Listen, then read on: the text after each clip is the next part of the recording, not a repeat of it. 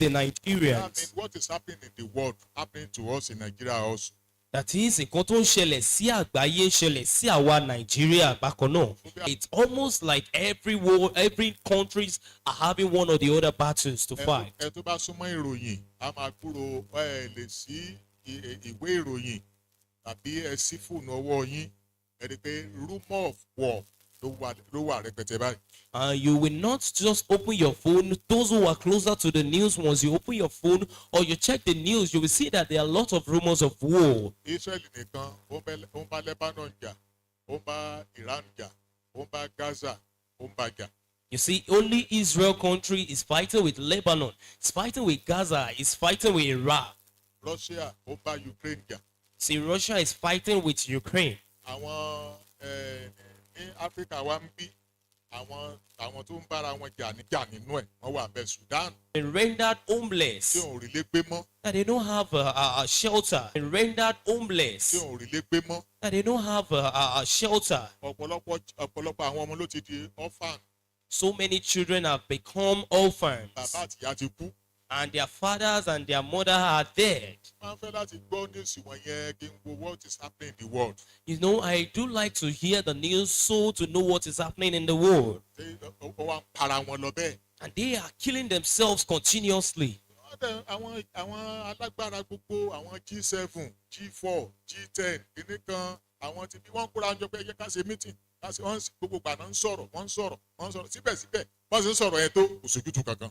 You see, the G7, the G10 groups, they've gathered themselves and they want to discuss on how to make peace. But no matter how they go with the discussion, there's no way of finding the peace yet. Ṣé Japan kò sí ogun bẹ́ẹ̀? Is it Japan that there's no war there? Ṣé North Korea tó ti ṣe irinṣẹ́ tó máa fi wá àgbáyé dànù lẹ́ẹ̀kan ṣoṣo ṣé ní kò sógun bẹ́ẹ̀? Is it the North Korea that has the instruments for wiping the world at once?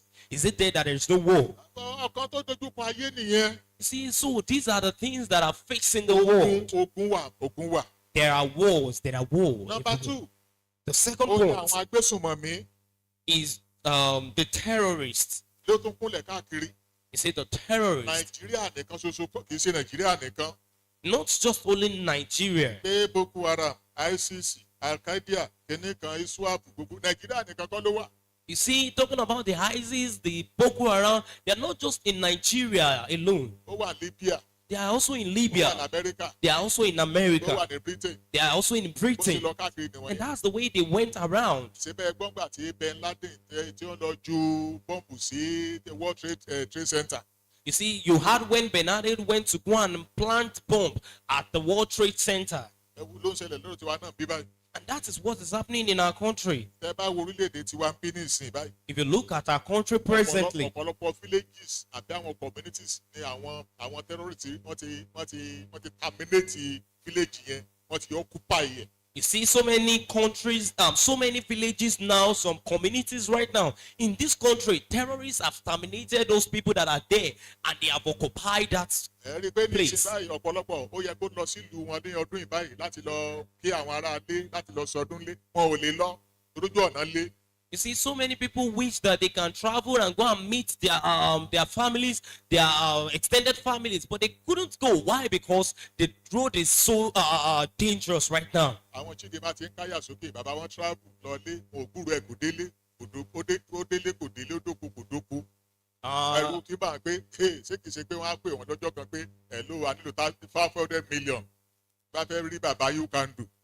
One of our sisters here, they are not at rest presently. Why? Because their father traveled and they are yet to hear from him that, probably he has gotten home or is still on the way. And there they are expecting probably they will call them for some ransom. Òjijì náà gbúrò pé bàbá ti pè bàbá délé. And all of a sudden they heard that their father has gotten Ohun tí home. mò ń sọ eléyìí fún ni pé But why I'm saying this is that ẹ̀rù tí wá wà níbi gbogbo báyìí. there is fear everywhere. Ẹ̀rù ti wà níbi gbogbo báyìí. There is fear everywhere. Ẹ bá jáde tó padà délé lọ́kàn ń balẹ̀ pé ààrẹ ni ó dé o.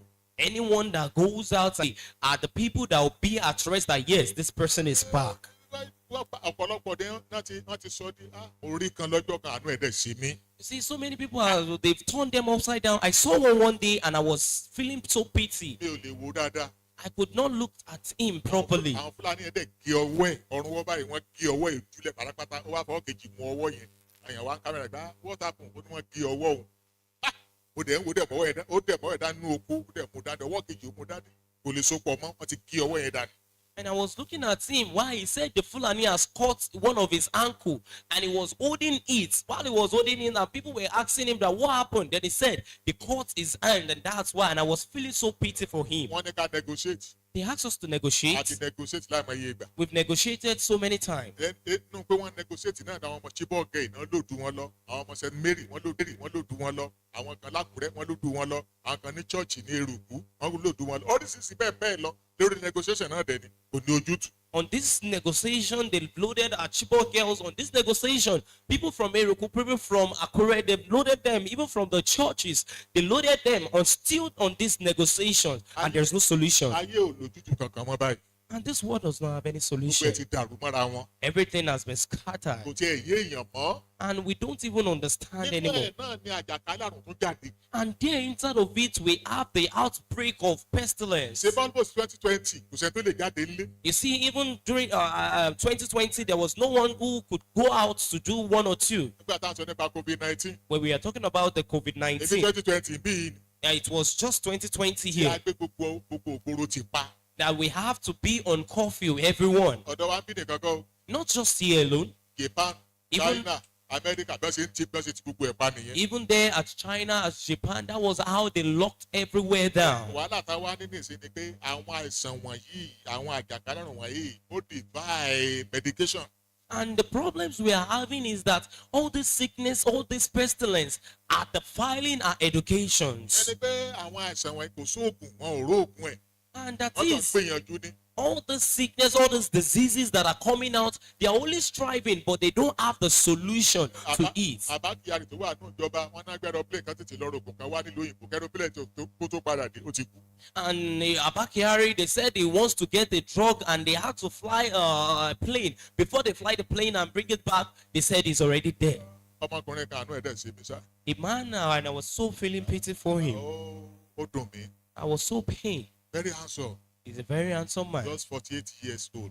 Just a 48 years old man. ó ti wá kọ lẹ́tà yẹn lẹ̀ kó tó kú. And he has written down the letter even before dying. ó ló mọ̀ pé tẹ́ bá ń ka lẹ́tà lọ́wọ́ nísìnyí ó ti máa kú gbà yẹn. Then he was telling them during the while he was writing that while you are reading this letter, which means that I'll be dead before you read this letter. ó wá sọ ìtàn ara ẹ̀. Then he explained his story àìsàn kan ló ń ṣe.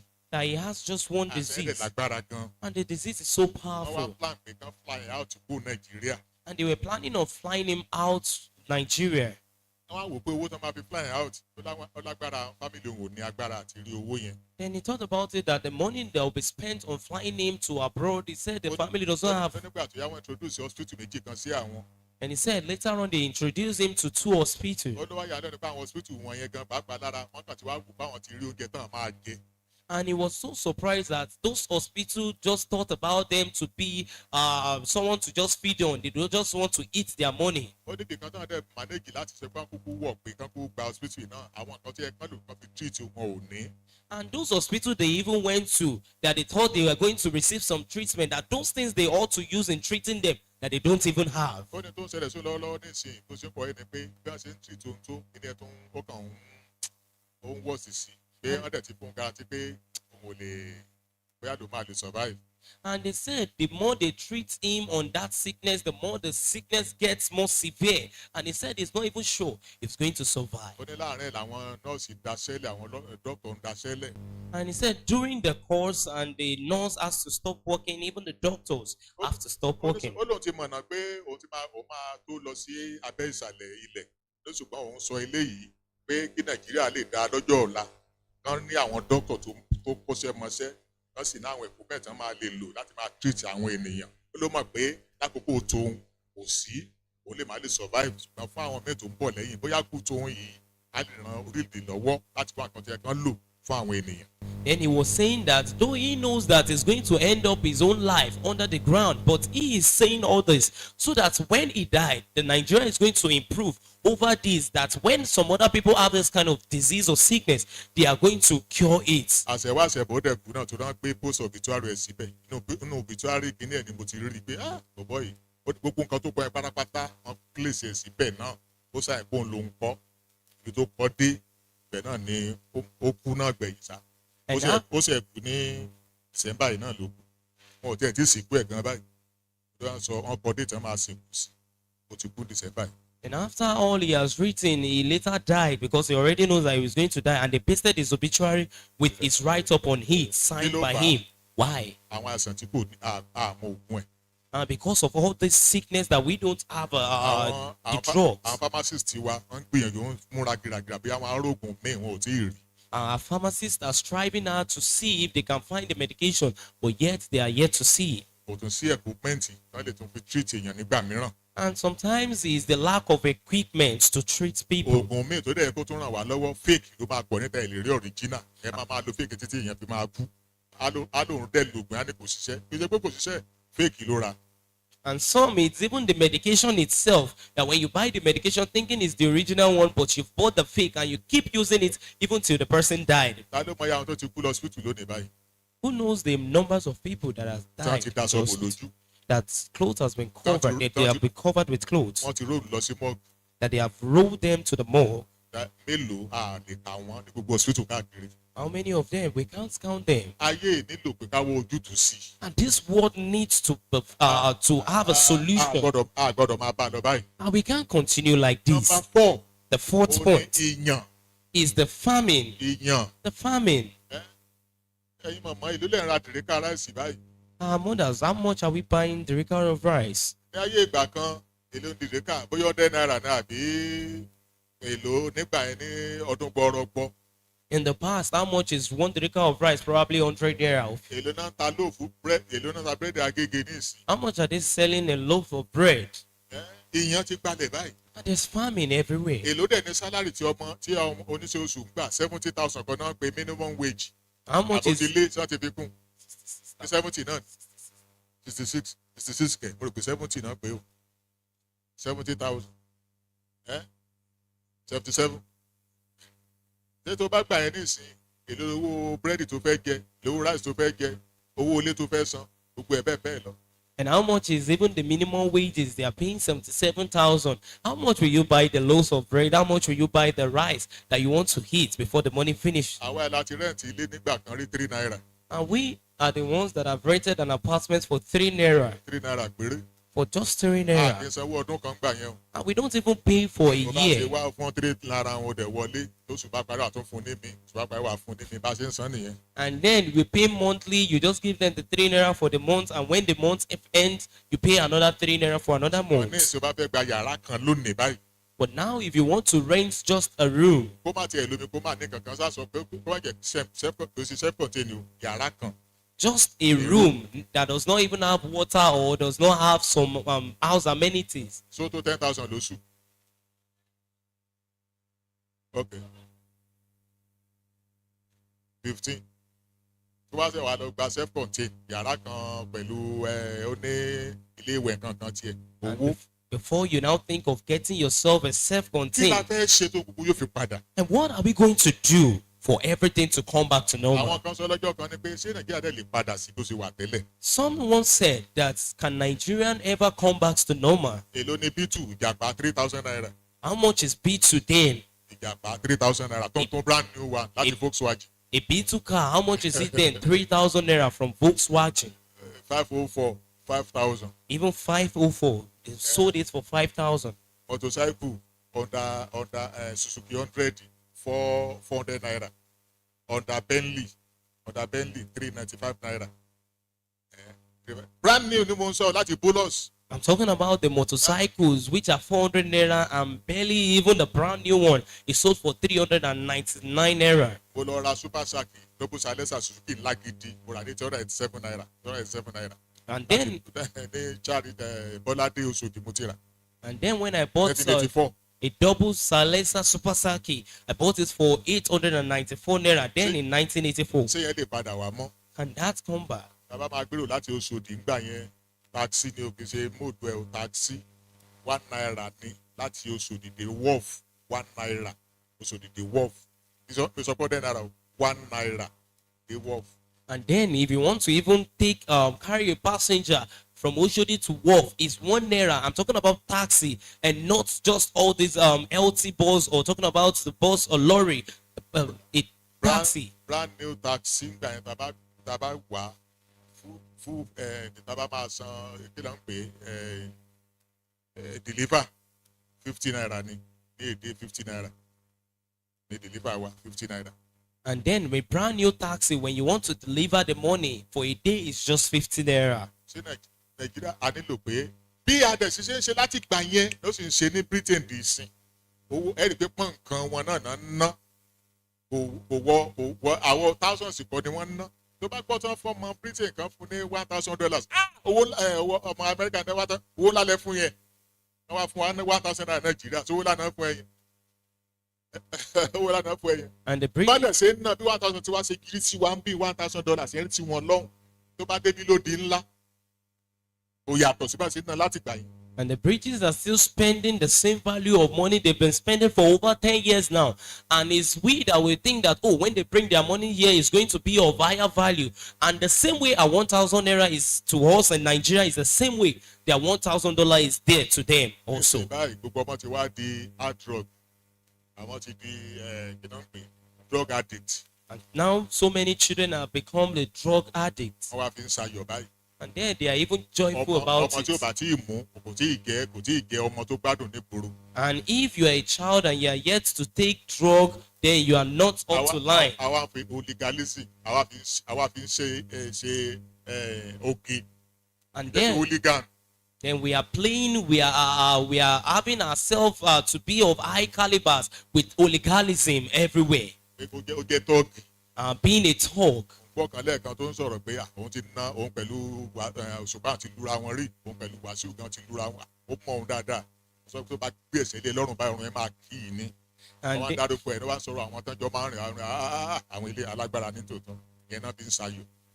And then I was hearing one person talking online. He was saying that, Oshopa knows him. This person knows him. That when he give him just the one fist on his neck is going to break. And they mentioned him that they said yes, truly he's true talk. gbogbo ilẹ̀kùn tá à ń kó sí ẹnu ọ̀nà tá à ń tilẹ̀kùn tá à ń wá rin kankan sí yẹn ò kan àwọn ọmọ tó ń jalè yẹn wọ́n á kan lẹ̀kùn ní pé ẹ̀gbọ́n ẹ sílẹ̀kùn fún wa. a sọ fún a dìde sọ á ní ẹ sílẹ̀kùn fún wa. ẹ má yẹ ká wọlé tira wa tá a bá ti kára wa wọlé kò ní rọrùn x fúnra yín ká wọlé wá. All these our burglaries that we are doing to our windows, our iron doors, that doesn't concern them. When they come and they are about to enter, they'll tell you either you open it peacefully or they should open it with force and you receive the repercussion also. àṣewò wà nítumọ̀ kankan mọ́ ní ìsìn. And then prostitute does not have any meaning anymore. ọmọ kéékèèké ọmọ 18 17 wá ń jó ní òhù wọn á bóra alẹ́ ní òhù wọn máa jó. Children of 18 years, 17 years are now dancing naked. òun wẹ nìkan bẹ̀yẹn náà ó ń plé obìnrin ni o ló ń plé ó ń kọrin lórí kìnìún àwọn èrò ìpò rẹpẹtẹ wọ́n dẹ̀ ń bára wọn sùn lórí ìdúró ń bẹ̀ wọ́n ń bọ́ pátá ara wọn lójú bẹ̀ wọ́n dẹ̀ ń yá àwọn fídíò wọn náà ń bẹ̀. And then I was watching one that they were having a concert on that stage, and there they were singing. While singing, they met each other. They had to meet each other on that same stage, having sex on that stage, and people were videoing them. police station ti kún báyìí. And police station is even filled up. correctional center wa tó ń pè tá à ń pè ní prison yard ńgbà kan ó ti kún báyìí. Even our correctional center, which we call the prison yard, is filled fún up gbogbo atrocities táwọn èèyàn ṣe nílùú. for all the atrocities that human has committed. bẹ́ẹ̀ náà ni Yaba Pọ́ọ̀sì kún fún àwọn èèyàn kan. And also, the Yaba left is filled with so many bákan people. náà ni Aro ní Abẹ́òkúta kún fún àwọn èèyàn kan. Even Aro there at Abeokuta is filled with so òkè many people. Pákòtó wọ́n so àwọn kan mọ́lẹ̀ ṣẹ́kẹ́ṣẹkẹ̀ lẹ́sẹ̀ ń bẹ̀. Even on the Mount of Pakoto, so many people were tied with chains on their hands and their legs. ṣé bá a ṣe máa bá a lọ náà nìyí. Are we going to continue like this? ìjọba náà ti gbìyànjú mílítírì gbàjọba kó lè lálàáfíà kò rí bẹ́ẹ̀ kò sí ojútùú kankan. And the government has tried, even the military has collected the government so that we can have peace, but still there was no a ní ká peace. ṣe civilian government kò sí ojútùú kankan.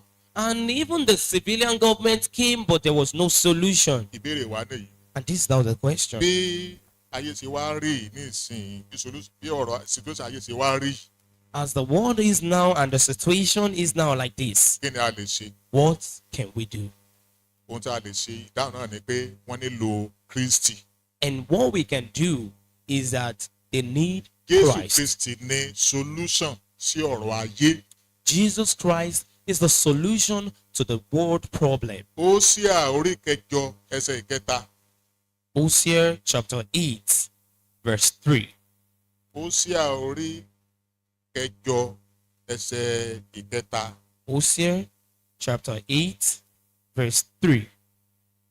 Ó lè náà sókè kó kà tó bá bá pàdé. Orí kẹjọ ẹsẹ̀ ìkẹta. Hosea chapter 8, verse 3. Ísírẹ́lì gbé ohun rere sọnù, ọ̀tá yóò lépa rẹ̀. He said, the Israel has lost a good thing. Israel has cast off the things that is good. The enemy shall pursue him. Ayé tí a wà yìí gbé ohun rere sọnù, ó gbé Jésù sọnù, ọ̀tá máa lépa ẹ̀. Even the world which we are in has cast off good thing, and the world is going to chase it. Ọ̀tá ti lépa ọ̀dẹ̀ ti bá wa báyìí. And now the enemy has pursued it, and they have met us. Jésù aláàánú jùlọ olùfẹ́. But Jesus Christ, the merciful woman and the loving kind God. Matthew 11:28. Matthew chapter 11, verse 28. Kí ló sọ fún wa ń bẹ̀? What did he say there? Matthew 11:28. Come unto me, all ye that labor and are heavy laden, and I will give you I rest. will give you rest. He said- Ọ̀dọ̀ ẹ̀ ní sinmi wà. And there he have the rest. Ọ̀dọ̀ rẹ̀ ní ojútùú wà. And there he has the Òun ló solution. lè mú ojútùú bá ọ̀rọ̀ Nàìjíríà yìí. He is the only one who can bring the solution to the case of Òun ló lè Nigeria. mú ojútùú bá ohun tó ń ṣe wá ní gbogbo àgbáyé nínú ẹbí, nínú chọ́ọ̀chì, ní orílẹ̀-èdè, ní ìlú kọ̀ọ̀kan, ní gbogbo àgbáyé. Is the only one who can bring the solution to the families, to the countries, to the cities. Everywhere is the only solution to them. Psalm 50 verse 15. Psalm sọ pé ké pè mí Psalm 50 ní verse ìgbà 15. ìpọ́njú. He Ó lè said, mi ó dá ẹ lóhùn. He said, cry unto me in the time of trouble, and I will answer you. Ohun tó sọ fún wa nìyẹn. And that's what he told us. Gbogbo wa ní a gbọ́dọ̀ ké pe orúkọ, a gbọ́dọ̀ ké pe Kristi. And we all we must cry unto God. Gbogbo orílẹ̀-èdè yìí gbọ́dọ̀ lọ pe Kristi. Tí wọ́n bá fẹ́ kí ojútùú kó wà. Everyone must cry unto God if you want peace to reign. Education wà okay, education kan lójútùú. Education is okay, but education isn't the solution. Ìyípadà ìjọba sí láti ìjọba kan sí ìjọba kan kọ́ lójútùú. And changing governments from one reign to another is not the solution. OPC kọ́ lójútùú. Having OPC here and there is not the Àwọn solution. sọ́jà kọ́ lójútùú. Having soldiers are not the Ọlọ́pàá solution. kọ́ lójútùú. Not even the police will be the solution. Àmọ̀tẹ́kùn kọ́ lójútùú. Having the lions society securities are not the solution. Jésù Kristi lójútùú. But Jesus is a solution. Róòmù orí kẹwàá ẹsẹ̀ kẹtàlá. Rome chapter 10 verse 13. Ẹnikẹ́ni tí ó bá ṣàképe orúkọ Olúwa. He said, Òun là ó anyone. gbàlà. He said, anyone, for whosoever shall call upon the name of the Lord shall be saved. Ẹni bẹ́yẹn, òun la máa lọ képe. And that is him that we are going to cry Ló yẹ unto. kó wá sáyé. And that's why he came to the world. Ìrántí ẹ̀ látún ṣe lọ́wọ́ yìí. And now we are having his Kákan remembrance. ṣèrántí nìkan kọ́ ni kókó. Having the remembrance is not the importance. Ká pẹran jẹ kọ́ ni kókó. Killing meat is not the Kájẹ importance. onírúurú ráìsì kọ́ ni kókó. Eating different kind of rice is not the importance. Wọ́n bó ṣe máa gbà wá kó nú calamity tá a wà nú ẹ̀ yìí. But how is going to save us from all this calamity we are in? Ó wá wà lọ́wọ́ ẹ̀yin chọ́ọ̀chì náà. Then now he's in our church and Ẹ̀yin church. the church. Ó kàn yín náà báyìí. And it has gotten to your time. Róòmù orí kẹwàá. Because Rome chapter 10 Ẹsẹ̀ 14 to 15 sọ pé. from verse 14 to 15 Wọ́n says, ṣe ké pe ẹni tí wọn ò bú ẹ̀ tí wọn ò mọ̀ rí. he said, why would they call on him that whom they believe not and whom they've not even seen? Ṣé ayé mọ Jésù ni?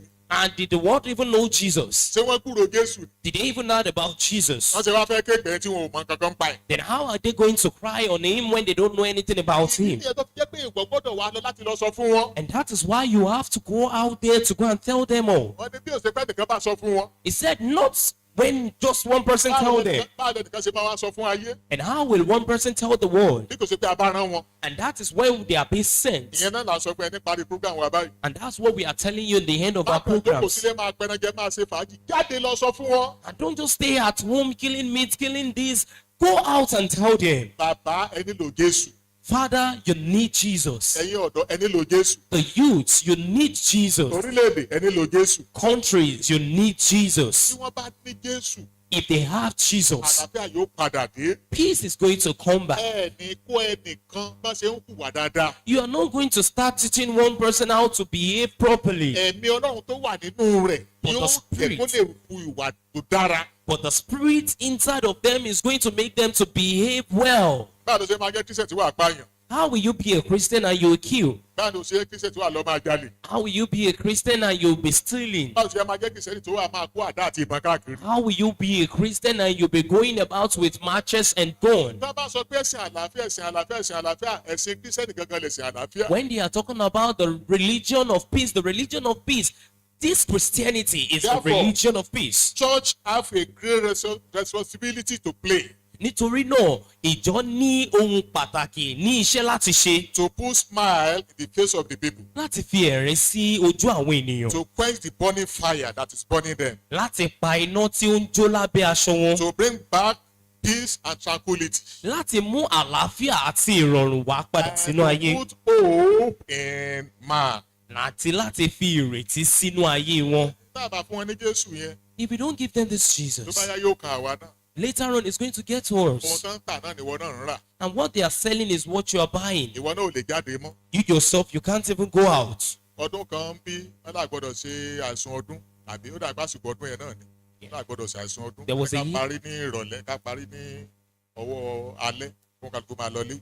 There was a year whereby we were not able to do a New Year is crossing over to the other year. We had to finish in the evening and everybody go home. a lè sílẹ̀kùn church. We couldn't even open the church door. ìwọ náà ò lè tajà. And here you are, you can't even sell down your bóyá market. Christian àbí Muslim ni ẹ tán bá ti tilẹ̀kùn tán bá ti ti ìgboro pa wọ́n ti pamọ́ wọ̀ náà nìyẹn. And it doesn't concern you being a Christian or not a Christian. Once they shut the door, once they lock everywhere down, you are locked down. ká má bàa tún ti pamọ́. But not for the world to be locked down kí again. ìlú bá lè lójú kó bá lè ní àlàáfíà. And for the countries to be peaceful and be at tranquility. ẹ jẹ́ ká èdè dúró. Let's rise up in our ẹ sọ feet. fún Ọlọ́run. Let's tell the Lord, Olúwa rán mi. Lord, send me, lò mí. use me láti má àlàáfíà bá ayé yìí. to bring peace back to the world. Olúwa rán mi. Lord, send me, lò mí. use me láti má àlàáfíà bá ayé yìí. to bring peace back to this ẹ jẹ́ ká world. gbàdúrà. Let's pray and tell the Lord.